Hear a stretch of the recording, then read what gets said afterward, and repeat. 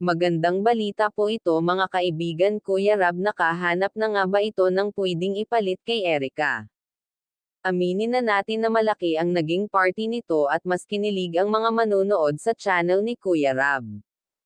Pero dahil sa biglaang pag-alis nito na walang paalam ay mas nadismaya ang lahat. Pero hindi na ngayon, dahil naka-move on na ang lahat patungkol kay Erica. Dahil meron na ulit bago, at posibleng makapagpa-viral ulit sa Kalingap. Isang dalaga at masipag masunuring dalaga. Ano nga ba ang kwento ng buhay nito? Na mala artista at paano nga ba nasabi natin na ang artistahing batang ito ang posibleng asset ni Kuya Rab para bumalik ang sigla at views ni Kuya Rab? Isang mapagpalang araw po ulit at suportahan po natin si Kalingap Rob at ang ama na si Val Santos Matubang.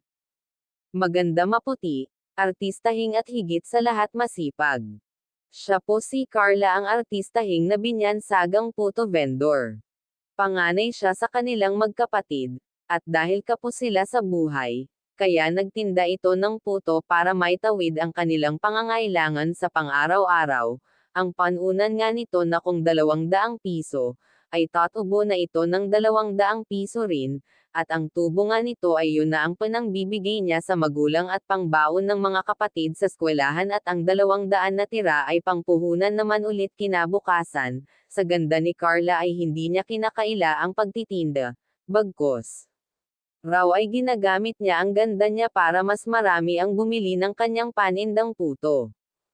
Dahil ito ang priority niya sa buhay, ang makatulong sa magulang at mga kapatid.